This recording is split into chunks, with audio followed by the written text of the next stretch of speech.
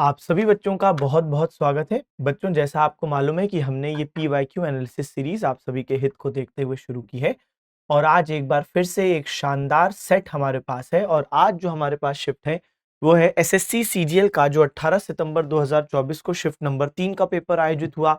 उसमें क्या रहा, GS का सेक्शन, किस प्रकार के क्वेश्चन आए, कौन कौन से सब्जेक्ट से आए और क्या हमको वहां से एनालिसिस लेके क्या प्राप्त करना है वो भी हम लोग समझेंगे। चल, निम्नलिखित में से कौन 2008 में भारत रत्न प्राप्त करने वाले पहले गायक हैं और उन्हें ख्याल गायकी को लोकप्रिय बनाने का श्रेय भी दिया जाता है? सबसे पहली बात, ये क्वेश्चन गलत है। इस क्वेश्चन में एक बहुत बड़ा फ्लॉ क्या है, इसमें लिखा है कि 2008 में भारत रत्न प्राप्त करने वाले पहले गायक। तो जो सबसे पहले गायक हैं जिन्हें मिला है भारत रत्न सम्मान, तो उनका नाम है MS सुब्बुलक्ष्मी। अभी हम मान सकते हैं कि यहाँ पे गायक और गायिका वाले में हो सकता है इन्हें फर्क सोचा हो, लेकिन अगर आप इंग्लिश मीडियम पे जाओगे तो भाई क्या बोलोगे, first vocalist to receive Bharat Ratna. तो यहाँ पर तो गायक गायिका वाली भी बात नहीं आई, वोकलिस्ट आया, तो बिल्कुल समझ में नहीं आ रहा है ना कि क्या पूछना चाह रहे हो। तो असल में 1998 में MS सुब्बुलक्ष्मी जी ये सबसे पहली सिंगर भी हैं, सबसे पहली वोकलिस्ट यानी सिंगर, इनको मिला है भारत रत्न, पहले गायिका ये है। अच्छा, अब अगर हम ये बात करें कि क्या होना चाहिए था एग्जैक्टली, तो असल में MS सुब्बुलक्ष्मी जी जो हैं, तो वो है बच्चे कर्नाटक म्यूजिक से संबंधित। किससे? तो कर्नाटक क्लासिकल म्यूजिक से संबंधित, जो साउथ इंडियन म्यूजिकल इंडस्ट्री है, तो जो साउथ इंडियन म्यूजिकल स्टाइल है, सॉरी, तो उससे संबंधित है कर्नाटक म्यूजिकल स्टाइल। जबकि हम बात करते हैं किसकी, तो जब हम बात करते हैं भीमसेन जोशी जी की, तो ये है जो पहले गायक हैं हिंदुस्तानी क्लासिकल म्यूजिकल स्टाइल के। तो तब अगर क्वेश्चन में ये लिखा रहता कि पहले हिंदुस्तानी शास्त्रीय संगीत में गायक जिनको भारत रत्न मिला, तो सही जवाब है भीमसेन जोशी। लेकिन ठीक है, अब क्योंकि सुब्बुलक्ष्मी जी को तो 1998 में मिला और यहां पे इसलिए साफ साफ 2008 दिया हुआ है, तो भीमसेन जोशी ही राइट है। लेकिन मैं फिर बोलता हूं, कभी ऑप्शन में अगर आ जाए पहले गायक जिनको भारत रत्न मिला, आप MS सुब्बुलक्ष्मी जी लगाइएगा, भले ही ऑप्शन में भीमसेन जोशी हो। ठीक है, चलो, तो भीमसेन जोशी पर ये CGL द्वारा पूछा गया दूसरा प्रश्न है, मतलब 2024 के शिफ्ट्स की अगर हम बात करें। एक दूसरे शिफ्ट में मैंने आपको बताया था कि एक क्वेश्चन आया था कि भाई महाराष्ट्र भूषण 2002 में किसे मिला, तो तब भी जवाब आपका क्या था, भीमसेन जोशी साहब। और अगर मैं ओवरऑल बात करूं इनका जो घराना है, तो भाई ये तो फिर चौथा या पांचवा क्वेश्चन हो गया जो CGL 2024 में आया, क्योंकि इनका घराना क्या है बच्चे, किराना या कैराना जिसे बोलते हैं। तो किराना या कैराना, इस घराने की शुरुआत किसने की थी, बंदे अली खान साहब ने इसकी शुरुआत की है। और ये जो घराना है बच्चे, जो बंदे अली खान साहब ने इसको शुरू किया, कहां से किया, तो किराना या कैराना उत्तर प्रदेश में एक जगह है, वहां से। ऑलरेडी इस घराने से संबंधित और किस पर क्वेश्चन आया है, तो आपको मालूम है कि भाई गंगूबाई हंगल पर आ चुका है और प्रभा अत्रे जी पे भी आ चुका है, और मैं कई बार बता चुका हूं।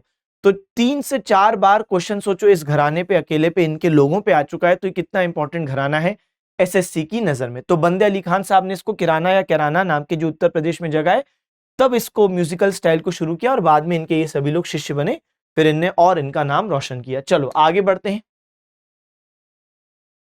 निम्नलिखित में से किस संस्था ने ग्रामीण क्षेत्रों में गरीब महिलाओं की आर्थिक स्थिति सुधारने में मुख्य रूप से योगदान दिया है? ठीक है, integrated development project, self help group. तो सेल्फ हेल्प ग्रुप बहुत ही ज्यादा इजी और लड्डू सा ये प्रश्न था, क्योंकि सेल्फ हेल्प ग्रुप क्या होता है, सबसे पहली बात तो एक ये वॉलंटरी ग्रुप होता है, स्वैच्छिक होता है, कोई जबरदस्ती वाली बात नहीं है और कोई सरकार नहीं बनवाती है। ठीक है, और ये क्या होता है, इनफॉर्मल होता है, तो ये असंगठित है।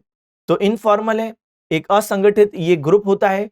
और यहाँ पे जैसे मुख्य रूप से जो रूरल एरियाज में लोग मिलते हैं और वहां पे सब अपना छोटा छोटा जो सेविंग्स है उनने वो जोड़ लिया, तो उनके पास एक अमाउंट आ गया।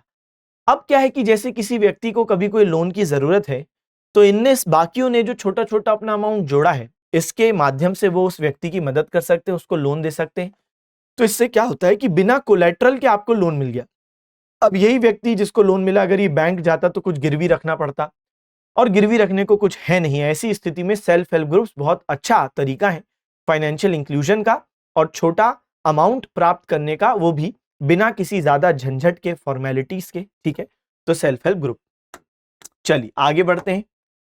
पांड्य साम्राज्य का उल्लेख सबसे पहले मेगास्थनीज ने किया था, जिन्होंने कहा था कि उनका राज्य मोतियों के लिए प्रसिद्ध है, उनकी राजधानी क्या है? तो जब हम लोग बात करते हैं चेर चोल पांड्या, तो किसकी बात कर रहे हैं बच्चे हम लोग? संगम एज की। तो यहाँ पर आप देखते हो कि ये चेर जो केरल क्षेत्र, वर्तमान का जो केरल क्षेत्र है वहां पे शासन करते थे, ये पांड्या जो साउथ तमिलनाडु वाले क्षेत्र पे शासन करते थे, और यहाँ पे चोल जो नॉर्थ तमिलनाडु वाले क्षेत्र पे शासन करते थे। अब जो पांड्यन किंग्स हैं उनकी जो राजधानी है वो क्या है बच्चे? मदुरई। और आपने पढ़ा होगा कि मदुरई में ही संगम लिटरेचर की रचना हुई, क्योंकि मदुरई में ही पांड्यन किंग्स ने जो पोएट्स थे, तमिल पोएट्स, उनको आमंत्रित किया कि आप आइए और हम तीनों के बारे में लिखिए, हमारा शासन, हमारे यहाँ पे क्या सामाजिक स्थिति है, क्या आर्थिक स्थिति है, क्या राजनीतिक स्थिति है, सबके बारे में लिखिए। तो इस तरीके से जो पोएट्स मिले तो संगम हुआ। संगम मतलब मिलन, क्योंकि असेंबली थी ना तो मिले, और यहाँ पे उनने जो लिटरेचर का संकलन किया इसको ही हम लोग कहते हैं संगम लिटरेचर। और फर्स्ट संगम से हमको कोई भी लिटरेचर प्राप्त नहीं हुई है, वो सब फ्लड्स में खत्म हो चुकी है। सेकंड संगम से हमको प्राप्त हुआ है तोलकप्पियम, जो कि लिखा गया तोलकप्पियर द्वारा।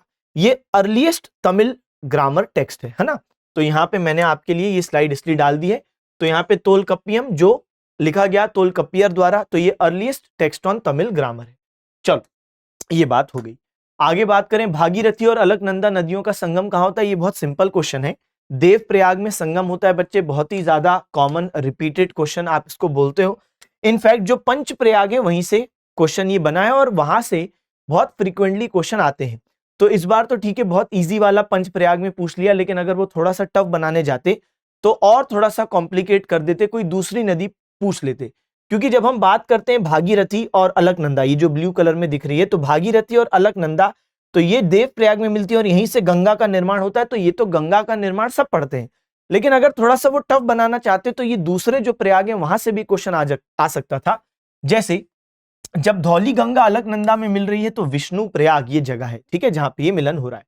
फिर नंद प्रयाग क्या है? जहां पे नंदाकिनी अलकनंदा से मिल रही, तो उसको याद रखना तो आसान है, क्योंकि नदी का नाम है नंदाकिनी और मिल रही है नंद प्रयाग, नंद नंद। नेक्स्ट बात करते हैं बच्चे मंदाकिनी। मंदाकिनी जब अलकनंदा से मिल रही, अच्छा सॉरी, जब यहां पे हम देख रहे हैं कि पिंडर गंगा मिल रही है जो अलकनंदा से, तो ये वो जगह है कर्णप्रयाग, ठीक है। और इसके बाद बहुत इंपॉर्टेंट है रुद्रप्रयाग, जहां पे हम देखते हैं कि मंदाकिनी नदी जो केदारनाथ, केदारनाथ धाम का आपने नाम सुना होगा, वहां से निकलते हुए, और हम देखते हैं कि ये मिल रही है अलकनंदा से, इसको हम कह रहे हैं रुद्रप्रयाग, ठीक है। आगे जाके हम देख रहे हैं कि ये देवप्रयाग है, जहां पे भागीरथी और अलकनंदा मिल रही है और गंगा का निर्माण हो रहा है। चलो भाई आगे बढ़ते हैं। अगली चीज, यामिनी कृष्णमूर्ति निम्नलिखित में से किस नृत्य से जुड़ी है? जब हम लोग यामिनी कृष्णमूर्ति जी के बारे में क्लास में पढ़ते हैं, स्टैटिक जीके में, क्लासिकल डांस वाले चैप्टर में, तो हम देखते हैं कि ये भरतनाट्यम और कुचिपुड़ी दोनों नृत्य से संबंधित हैं। अब ऑप्शन में तो आपको एक ही दिया गया है, तो भरतनाट्यम सही जवाब है।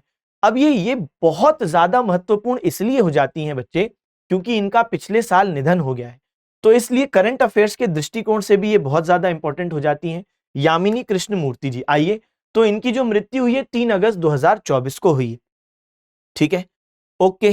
तो 3 अगस्त 2024 को मृत्यु हुई है, तो इस साल भी, इनफैक्ट अगले साल भी आपके लिए बहुत इंपॉर्टेंट पर्सनैलिटी हो जाती है। स्टैटिक जीके में तो ही, लेकिन अब करंट अफेयर्स में भी इंपॉर्टेंट है। नृत्य 2 है। अच्छा, कौन से साल इनको पद्म विभूषण मिला? तो 2016 में इनको पद्म विभूषण से सम्मानित किया गया। इसके अलावा इन्हें पद्मश्री और पद्म भूषण दोनों मिल चुका है, और संगीत नाटक अकेडमी पुरस्कार भी मिल चुका है, लेकिन 2016 में पद्म विभूषण जो सबसे इंपॉर्टेंट अवार्ड है, क्योंकि सेकंड हाईएस्ट सिविलियन अवार्ड है 2016। भारत के किस राज्य में सबसे अधिक बड़े बांध हैं? तो सबसे जो बड़े बांध हैं सबसे ज्यादा वो महाराष्ट्र में है। महाराष्ट्र के बाद सेकंड नंबर पर बात करें तो मध्य प्रदेश में है, और थर्ड नंबर पर बात करें तो गुजरात में है। जैसे महाराष्ट्र में आपने एक डैम का नाम सुना होगा, कोयना डैम। कोयना डैम कोयना नदी पर है, और जब कोयना नदी पे ये डैम बना तो इससे ऑब्वियस सी बात है एक रिजर्वॉयर, एक जलाशय का निर्माण हुआ। भाई ये नदी थी, ये डैम था, तो ऑब्वियस सी बात है डैम ने नदी के पानी को रोका, तो पीछे पानी का जो हाइट है, जो स्तर है, वो बढ़ता गया, तो एक रिजर्वॉयर, जलाशय का क्रिएशन हुआ, जिसको आप कहते हो शिवाजी सागर, ठीक है। तो शिवाजी सागर, तो यहाँ पे थोड़ा सा और बेहतर लिखते हैं, शिवाजी सागर, शिवाजी सागर लेक, ठीक है। चलिए आगे बढ़ते हैं, अगली चीज पर चलेंगे। तो शिवाजी सागर या शिव सागर लेक। चलो आगे बढ़ते हैं। ईस्टर का त्योहार किस समुदाय द्वारा मनाया जाता है? तो जब हम लोग ईस्टर की बात करते हैं, ये तो बहुत ही ज्यादा सिंपल क्वेश्चन हो गया। ईस्टर बताने से पहले आप गुड फ्राइडे समझें, ये भी आता है गुड फ्राइडे। तो अब ये मान्यता क्या है कि जब जीसस क्राइस्ट की मृत्यु हुई तो वो फ्राइडे का दिन था और इसी को नाम दिया जाता है गुड फ्राइडे। तो ये डे ऑफ मॉर्निंग है। क्या है बच्चे? डे ऑफ मॉर्निंग, मतलब ये शोक का दिन है चर्च में क्रिश्चियंस के लिए, क्योंकि जीसस क्राइस्ट की हत्या हुई है, मृत्यु हुई है फ्राइडे।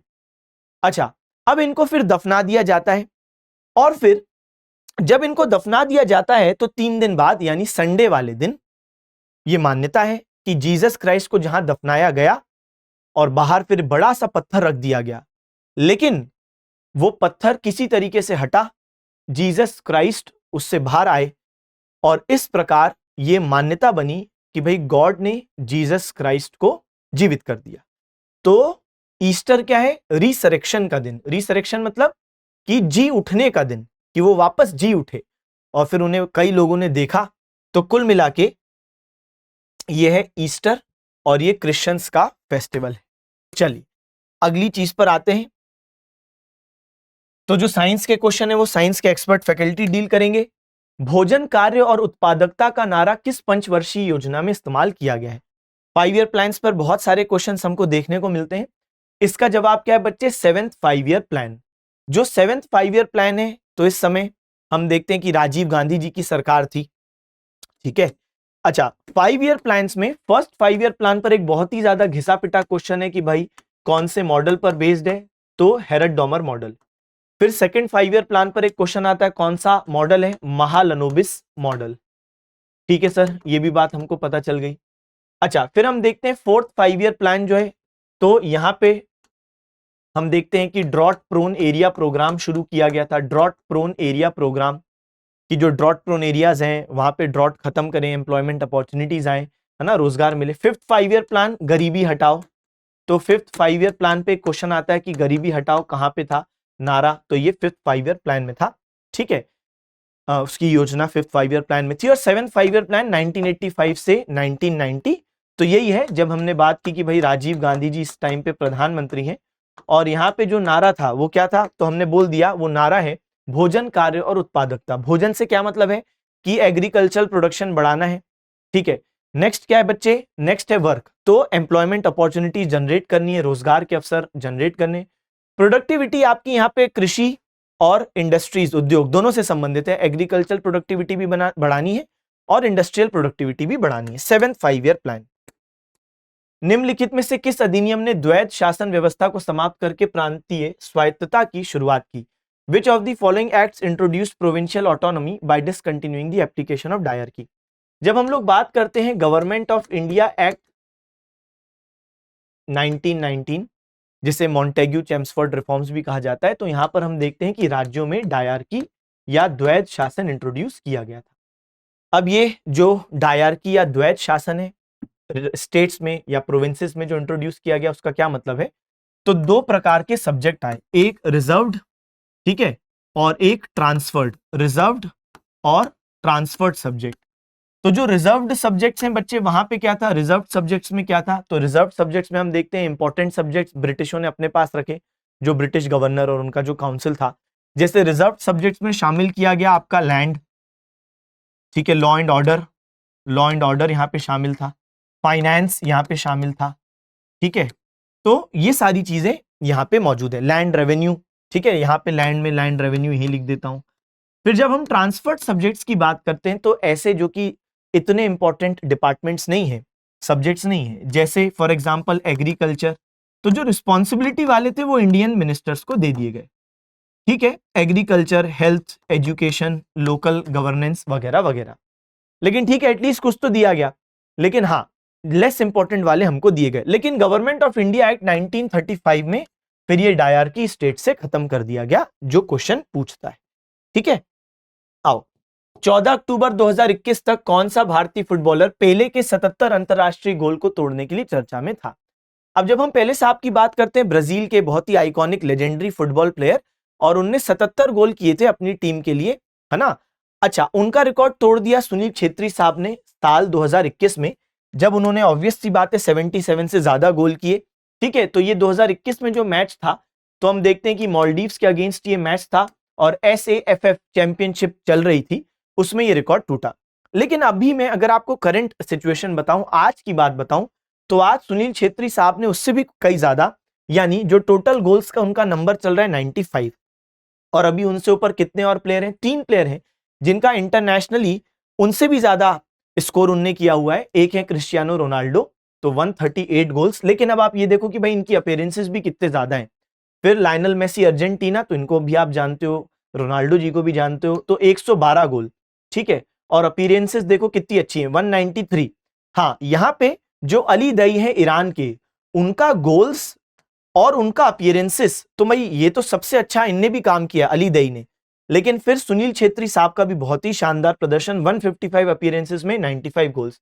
अब आप सोचो कि अगर इतनी अपीयरेंसेस हो जाती जितनी रोनाल्डो की हैं, तो निश्चित रूप से ये आंकड़ा बहुत अच्छा होता। लेकिन क्या होता और क्या नहीं होता, वो अब हम लोग डिस्कस ना करें, क्योंकि बहुत सारे अजम्पशंस पे काम नहीं करना है हमें। हमारे लिए अभी ये इंपॉर्टेंट है कि भाई सुनील छेत्री जी बिल्कुल इंडिया का नाम रोशन किए हुए हैं। इस लिस्ट में आना अपने आप में बड़ी बात है। और ये जो लिस्ट है ना, ये जो आपके सामने, ये कोई कोई इंडियन वेबसाइट की लिस्ट नहीं है, मतलब ये आपको हर जगह अंतरराष्ट्रीय स्तर पे, क्योंकि ये ऑफिशियल पूरे दुनिया भर के गोल स्कोरर्स की लिस्ट है। तो ये बहुत ही बड़ी बात है कि इंडिया, जो कि फुटबॉल में अभी इतना भी अच्छा नहीं है, अभी हमें बहुत कुछ करना बाकी है, उसके बाद भी सुनील छेत्री साहब हमारा टॉप 5 में नाम ले आए, जबकि कितने लोग फुटबॉल कहां कहां खेलते हैं, तो बहुत बड़ी बात। ठीक है, चलो भाई, तो आगे बढ़ते हैं। निम्नलिखित में से कौन सा जालीदार, जो साइंस के क्वेश्चन है, साइंस के एक्सपर्ट फैकल्टी देखेंगे। अशोक के निम्नलिखित प्रमुख शिलालेखों में से किसमें कलिंग युद्ध का उल्लेख है? तो अशोक के एडिक्ट्स की बात करें तो जो उनका एडिक्ट 13वां है, ये बहुत फेमस एडिक्ट है।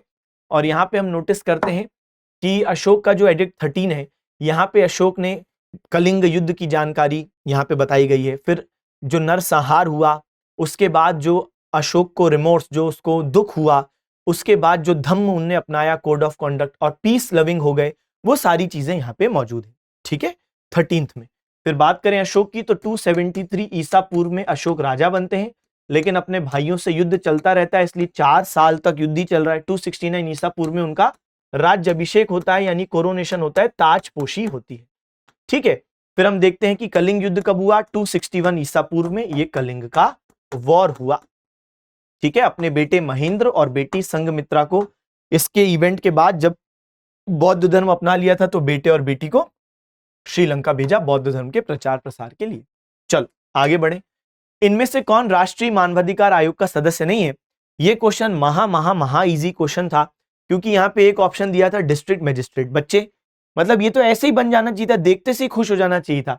यहाँ पे एक बार कंफ्यूजन हो जाता, लेकिन यहाँ पे क्या कंफ्यूजन, मतलब डिस्ट्रिक्ट मजिस्ट्रेट कहाँ होता है? एनएचआरसी में। चलो, जब हम बात करते हैं एनएचआरसी की, तो ये थोड़ा सा आपको छोटा छोटा दिख रहा होगा, परेशान ना हो, मैं रीड करूंगा। तो 1993 में आप जानते हैं एनएचआरसी की स्थापना स्टैट्यूटरी बॉडी है, ठीक है, protection of human rights act 1993 से स्थापना हुई है। चलो, ये सब कहानी भी मैंने आपके लिए यहाँ पे लिख दी, अगर आप पढ़ना चाहो। 1993 में protection of human rights act 1993 से। खैर, जो मुख्य बात है, क्वेश्चन पे आते हैं। क्वेश्चन ने क्या बोला कि कौन मेंबर नहीं है?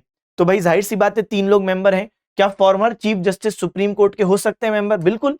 आप देखो, चेयरमैन पढ़ो, chairman of commission is a retired chief justice और एनी अदर जज, तो बिल्कुल हो सकते हैं, कोई दिक्कत नहीं है। फिर अदर मेंबर्स में आओ, 1 मेंबर सर्विंग और रिटायर्ड जज ऑफ सुप्रीम कोर्ट, और यहाँ पे भी वही बात थी कि भाई फॉर्मर जज ऑफ सुप्रीम कोर्ट, तो रिटायर्ड वाले हो सकते हैं। फिर एक और ऑप्शन है former chief justice of high court, तो यहाँ पे देखो 1 मेंबर सर्विंग और रिटायर्ड जज ऑफ हाई कोर्ट, तो ये भी हो सकते हैं। तो ये हो सकते हैं ना, संभावना है। लेकिन डिस्ट्रिक्ट मजिस्ट्रेट नहीं हो सकता, वो क्वालिफाइड नहीं। चलिए, तो ये बात हमारी हो गई। 2011 की जनगणना के अनुसार किस जिले की जनसंख्या सबसे अधिक है? ऐसे क्वेश्चन बनते हैं जनरल ऑब्जर्वेशन, इंडिया में कई साल रहने में, जब आप बिल्कुल अवेयर हो, आपको मालूम है आसपास क्या चल रहा है, ऐसी चीजें बन जाती हैं। अब आप ये सोचो, जो डिस्ट्रिक्ट है उनको बस हम लोग रीड करते हैं, कोल्लम, थाने, पुणे और अजमेर। अब आप जानते हो कि बच्चे कितना ज्यादा अर्बनाइजेशन महाराष्ट्र वाले क्षेत्र में और मुंबई थाने रीजन में हो रहा है, तो वहां पे जो पॉपुलेशन है और जो इंक्रीमेंट हो रहा है, तो ऑब्वियस सी बात है वो दूसरों की तुलना में, क्योंकि वो इतना बड़ा मैन्युफैक्चरिंग हब है, इंडस्ट्रियल रीजन है, ठीक है, तो थाने इसका सही जवाब है। अब बात करें, अगर सर्वाधिक जनसंख्या वाला राज्य उत्तर प्रदेश, 22 करोड़ की आबादी, ये सब सेंसस 2011 का डेटा। सबसे कम जनसंख्या वाला राज्य सिक्किम, 6.11 लाख। अब आप सोचो, डिफरेंस देख रहे हो, डिफरेंस 22 करोड़ सबसे ज्यादा, सिक्किम में मैंने 6 करोड़ नहीं बोला, 6 लाख बोला है। सर्वाधिक जनसंख्या वाला केंद्र शासित प्रदेश दिल्ली, ठीक है, ऑब्वियस है, एक्सपेक्टेड था। और सबसे कम जनसंख्या वाला जो केंद्र शासित प्रदेश है लक्षद्वीप। चलो, निम्नलिखित में से कौन सा एक इनोसिलिकेट एम्फीबोल खनिज है जिसका उपयोग राजमार्ग निर्माण और रेल मार्ग गिट्टी के रूप में किया जाता है? अभी जो इनोसिलिकेट एम्फीबोल है नहीं मालूम, इससे कोई फर्क नहीं पड़ता। मेन बात उसने क्या बोली है, मिनरल जो हाईवे कंस्ट्रक्शन और रेल रोड बलास्ट में इस्तेमाल होता है। तो आप समझते हो बच्चे बलास्ट क्या होता है? जैसे ये ट्रेन की पटरियां हैं, इसको हम लोग कहते हैं, ये तो ट्रैक हो गया, रेल हो गया, ये इसको हम कहते हैं स्लीपर। ये कभी आपने देखे होंगे कंक्रीट के होते हैं अक्सर, है ना, वरना पहले के टाइम पे, अभी भी कई जगहों पे ऐसा है कि लकड़ी के भी स्लीपर हैं, लेकिन ये कंक्रीट वाले अधिकतर जगह इस्तेमाल होते हैं। लेकिन इसके नीचे ये आपने देखा होगा जो गिट्टी बिछी होती है, इसको हम लोग कहते हैं बलास्ट। और इसका एम क्या होता है, अब जैसे ट्रेन ने वेट ट्रांसफर किया ट्रैक पर, ट्रैक करेगी स्लीपर पर, स्लीपर करेगा बलास्ट पर, तो बलास्ट वेट डिस्ट्रीब्यूशन करता है जमीन पर, तो इसलिए इसका जो रोल है बहुत इंपॉर्टेंट है। अब अगर हम बात करते, क्योंकि आप खुद सोचो अगर ये नहीं होते तो पॉइंट लोड नहीं आ जाता भाई, मतलब तब फिर पूरा लोड सिर्फ कुछ ही एरिया में ही आ रहा है, तो फिर ऐसी स्थिति में वो तो धंस जाता। तो ये क्या करते हैं, जो वेट है उसको स्प्रेड कर देते हैं इवनली, क्या, बलास्ट। और हॉर्न ब्लेंड, ये जो मिनरल होता है बच्चे, हॉर्न ब्लेंड, इसका इस्तेमाल किया जाता है बलास्ट के रूप में हाईवे कंस्ट्रक्शन में। क्यों? क्योंकि इसका वेदर रेजिस्टेंस, ड्यूरेबिलिटी बहुत अच्छी है, तो स्ट्रेंथ, वेदर रेजिस्टेंस बहुत अच्छा है इसलिए। चलो, साइंस के क्वेश्चन, साइंस के एक्सपर्ट फैकल्टी देखेंगे।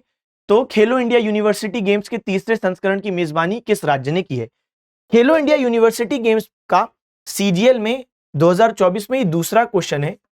तो हमने ऐसा कई बार देखा है कि जब कोई एक क्वेश्चन आता है तो उसके इर्द गिर्द या आसपास, या कभी कभार तो हम देखते हैं वही दूसरे शिफ्ट्स में भी आ जाता है। अब खेलो इंडिया यूनिवर्सिटी गेम्स की बात करें तो इस साल 2025 में 5वां एडिशन होगा। अभी तक 4 एडिशन हो चुके हैं। पहला भुवनेश्वर उड़ीसा में हुआ था, दूसरा बेंगलुरु कर्नाटक में हुआ, कोविड की वजह से आपको यहाँ पे 21-22 देखने को मिलता है। तीसरा संस्करण वाराणसी उत्तर प्रदेश में हुआ, जो हमारे प्रश्न का जवाब है कि भाई थर्ड एडिशन कहां पे हुआ, यूपी में हुआ। Fourth edition north eastern states में हुआ, नॉर्थ ईस्टर्न स्टेट्स में हुआ fourth edition, Chandigarh university top की, अभी बताऊंगा मैं। और फिफ्थ संस्करण जयपुर राजस्थान में होगा, अभी ये हुआ नहीं है, ये होगा। तो ये लिस्ट अपने पास रखना। पहला एडिशन भुवनेश्वर उड़ीसा, ये है जो आपका चौथा एडिशन हो चुका है 2024 में, पिछले साल में, उसके बारे में बताता हूं।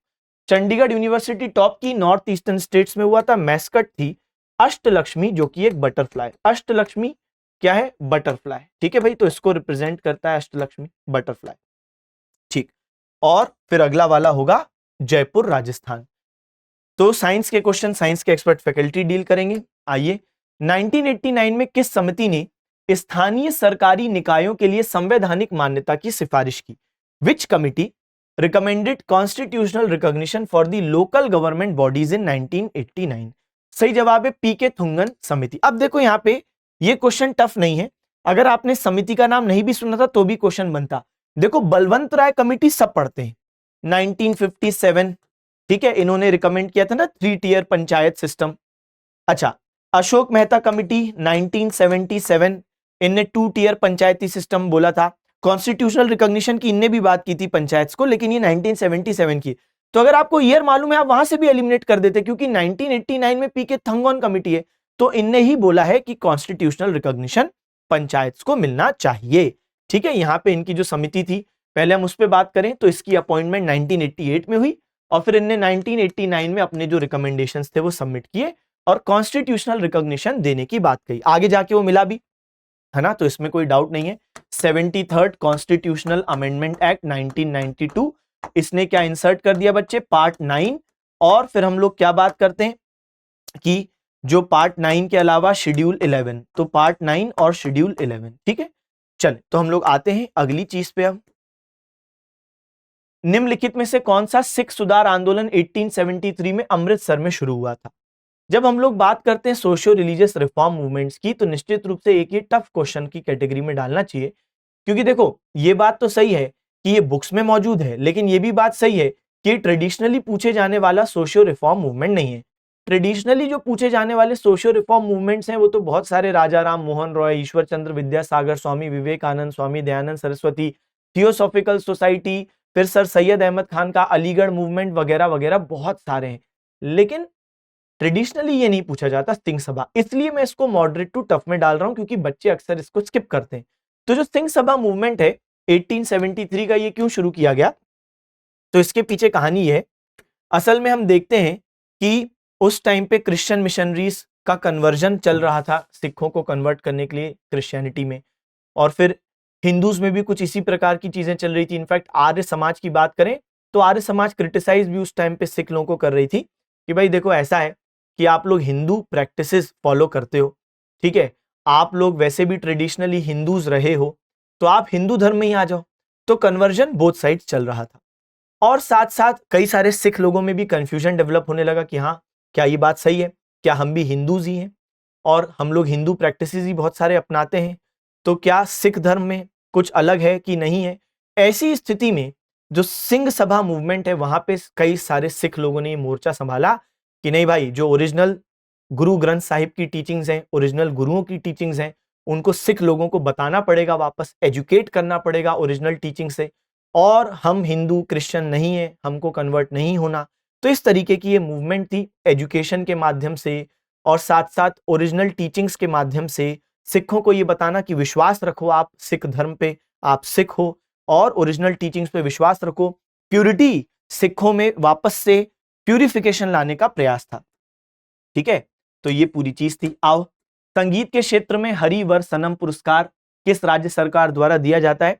तो ये जो क्वेश्चन है ये आपको बताता है कि बच्चे आपको क्या करना है कि जब भी आप कोई चीज पढ़ते हो तो वहां पे सिर्फ नेशनल नहीं बल्कि जो स्टेट अवार्ड्स भी होते हैं वहां पे भी फोकस करना है। तो यहाँ पे केरल में ये अवार्ड दिया जाता है हरिवर सनम, ये तो आपको बता ही दिया, उसने म्यूजिक के फील्ड में दिया जाता है गवर्नमेंट ऑफ केरल के अलावा त्रावणकोर बोर्ड के द्वारा भी। पहली बार 2012 में अवार्ड किया, 2025 में किसको मिला? कैत प्राम दामोदरन नंबूथरी। तो देखो जो स्टेट के अवार्ड्स होते हैं जैसे मध्य प्रदेश में फॉर एग्जांपल तानसेन अवार्ड, तो ये भी तानसेन म्यूजिकल अवार्ड भी एग्जाम में ऑलरेडी पूछा जा चुका है। तो जो स्टेट अवार्ड्स होते हैं आर्ट में, कोई भी म्यूजिक में, डांस में, उन पे भी फोकस करना है।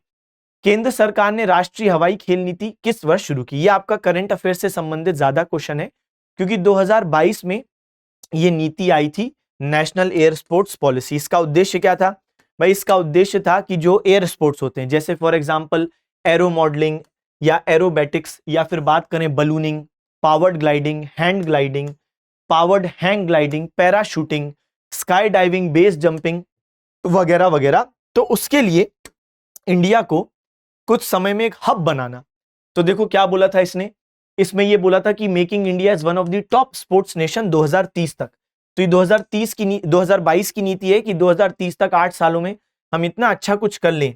क्या कर लें? जैसे मैन्युफैक्चरिंग इक्विपमेंट यहां पे बनाएं, प्लेयर्स को अच्छे से ट्रेनिंग दी जाए, प्लेयर्स को ग्लोबल स्टेज में भेजा जाए, मतलब इंडिया का एयर स्पोर्ट्स में नाम हो।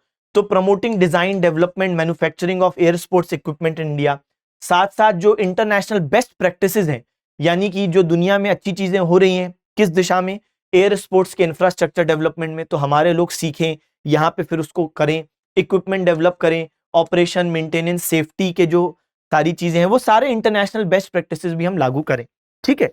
तो ये पॉलिसी 2022 की। रंजना प्रकाश देसाई जो भारतीय प्रेस परिषद की पहली महिला अध्यक्ष बनी, मूल रूप से सरकार के निम्नलिखित में से किस अंग में कार्यरत थी?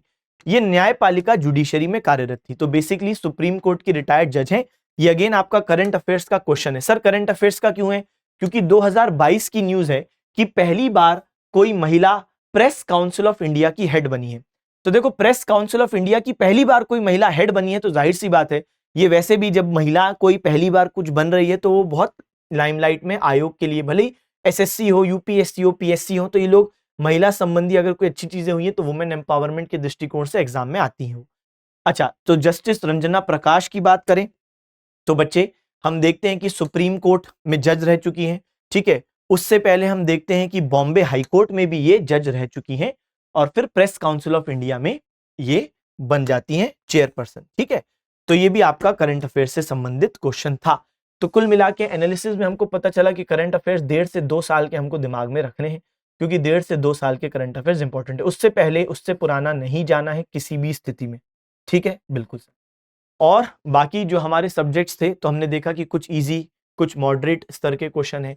खास तौर पे जो आर्ट वाले क्वेश्चन होते हैं, आर्ट जो हम बात करते हैं ना कि डांस हो गया, अवार्ड्स हो गए, या फिर हम देखते हैं कि म्यूजिक हो गया, वहां पे जो क्वेश्चन है उनका स्तर मॉडरेट टू टफ रहा, ठीक है। चलो तो फिर अब हम लोग इस शिफ्ट को यहीं पर वाइंड अप करते हैं। पॉलिटी रिलेटिवली इजी थी, हिस्ट्री मॉडरेट स्तर की थी, लेकिन कोई नहीं, क्लास में हम लोग काफ़ी चीज़ें डिस्कस करते हैं तो कोई बहुत ज़्यादा टफ नहीं थी। जैसे संगम एज वगैरह है तो ये कोई बहुत टफ चीज़ें नहीं थी, इनफैक्ट दूसरे शिफ्ट में भी हमने ये देखा ही। तो जो आपकी तैयारी है उसको अच्छे स्तर पे रखना है। आप सीजीएल अगर टारगेट कर रहे हो तो आपको डेप्थ में पढ़ना है, करंट अफेयर्स 2 साल तक का करना है, उससे पुराना वाला नहीं करना। ठीक है, पढ़ते रहें, सिलेक्शन लें, अपने माता पिता का नाम रोशन करें। Okay, bye bye, thank you, tata, see you again.